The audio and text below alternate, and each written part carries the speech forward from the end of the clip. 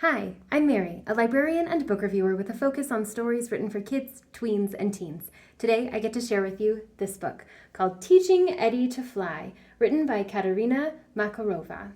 This is the story of Eddie, who's a bird, but a bird who has never learned to fly. Eddie spends all his time running around on the ground instead. So, his friend Arthur the bear decides to take it upon himself to teach Eddie how to fly.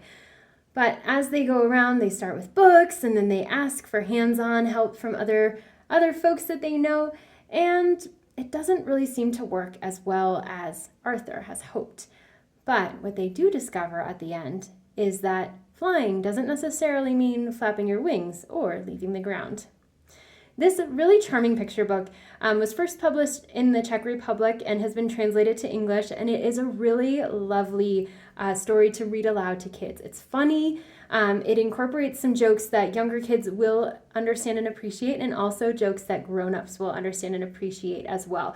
So there's space in here for some of that interpretation and discussion of why certain moments in this book are particularly amusing. There's not a whole lot of text on each page.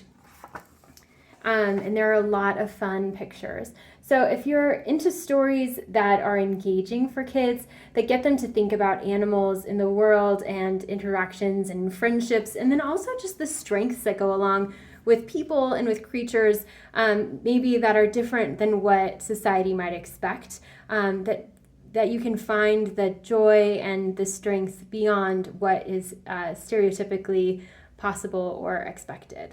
So the book itself has really beautiful illustrations. It's a nice size for story time.